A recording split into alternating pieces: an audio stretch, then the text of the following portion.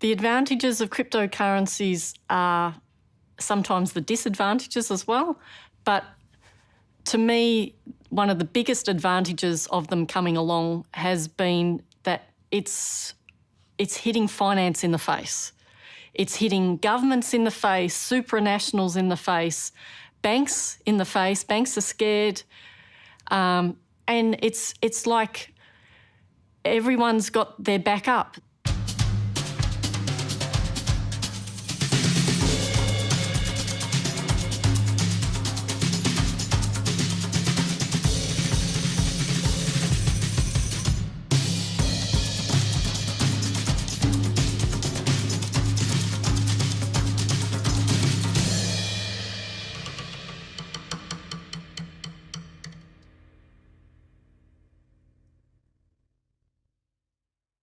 The predominant use of Bitcoin and most cryptocurrencies is speculation.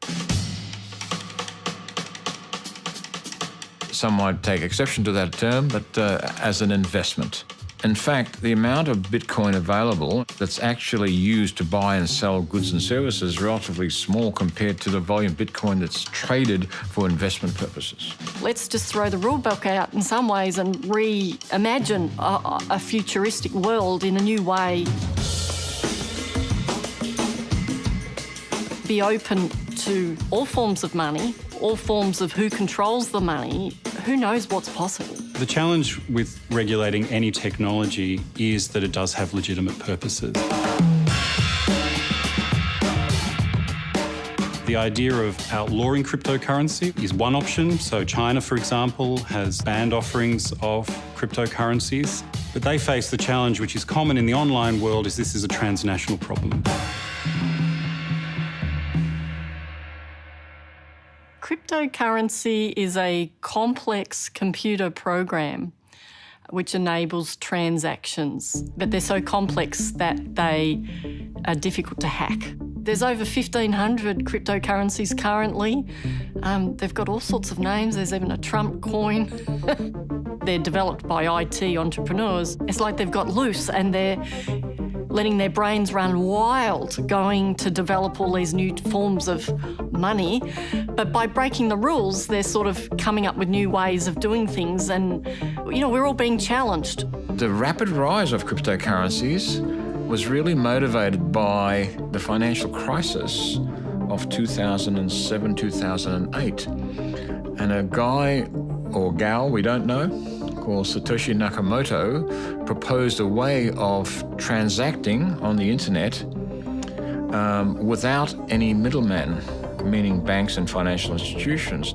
What happened during the financial crisis, and of course over the years, is this enormous distrust of banks. A lot of people believe that it was due to the largesse and the mismanagement of money by the banks, who were then bailed out by the government. You know, it's a case of socializing the losses and privatizing the profits. So in order to buy a part of a Bitcoin or buy some Bitcoin, you need to sign up to an exchange which allows, I'm guessing, fiat deposit, which is like US, Australian dollar currency, bank transfers, something like that. You kind of need to sign up with them. They need to verify your identity, which means like uploading a passport. And once you're approved, you can purchase any cryptocurrency with a bank account. So it's pretty easy once you kind of do the whole identity checks. The main risk is the frustration of the rate. Say you, for example, today the rate of Bitcoin is 10,000, and tomorrow it may drop to say 9,000. But on the other side, some people like it. Some investors, they like it. If I'm very smart in investment, I can buy the Bitcoin at 6,000, and tomorrow it increases to 10,000. I earn immediately in less than 24 hours. I won't be able to steal Bitcoin from the Bitcoin system, but I can steal the Bitcoin from your computer. I can try to use different ways of hacking, even including social engineering, becoming your friends, try to get your ID and password of your Bitcoin wallet and wire it out. If you do lose your passwords and you've got no recovery for them, they're gone. Even though there's over 1,500 currencies currently, their rules on how they deal with things when they go wrong all differ.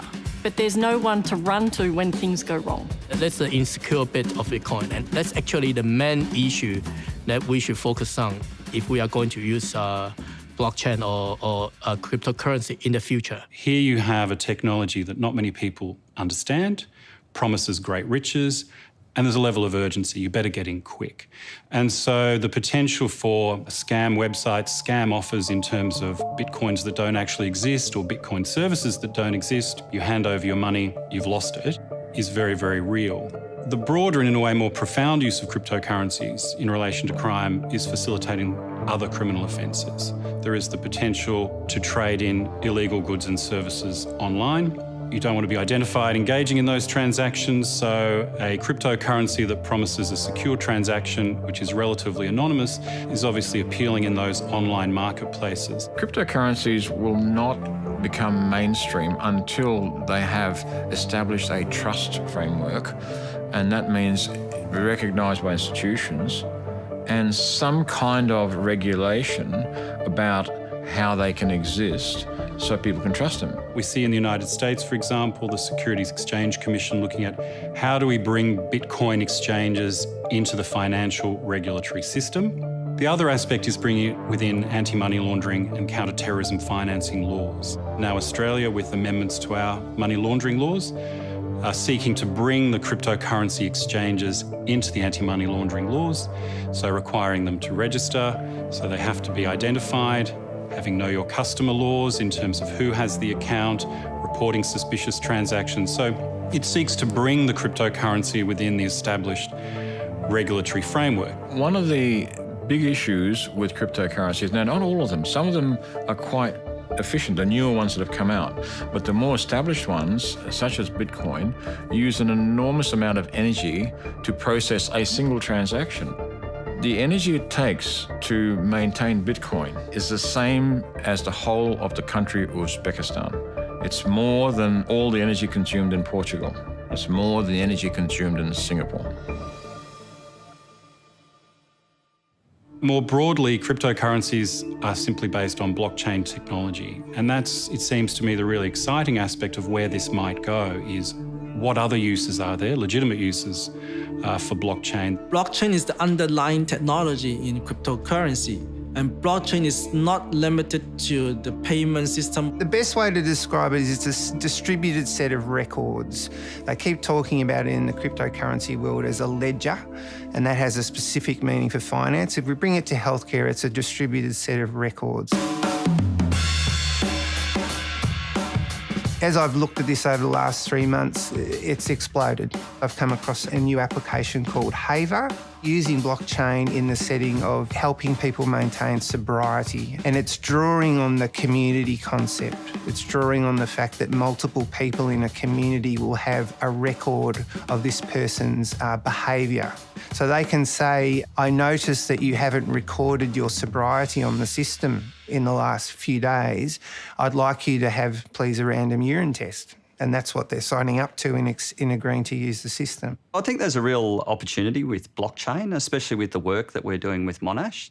Blockchain has the potential to allow us to actually share annotations of data with our partners globally and actually maintain a common understanding. One of the real challenges for law enforcement is that data can be changed very easily. It's volatile. So one of the issues in terms of proof is making sure that the data that was in one jurisdiction is the same as the data that was moved to another jurisdiction. We study and analyse, how money works. What are the consequences of making certain policy decisions, such as cryptocurrency? We have a Monash Research Centre which is looking at cryptocurrencies, not in the terms of manufacturing more of them, but how to make them better. We are definitely on the hype cycle around blockchain, and the nature of that cycle, which is quite well known, is that there'll be a peak of overinflated expectations, and then over time it'll settle in and we'll find where its true place is. Currently, I'm teaching some third year, mainly double degree students. They just love this. You're able to now press beyond the textbook and just let's reimagine the world.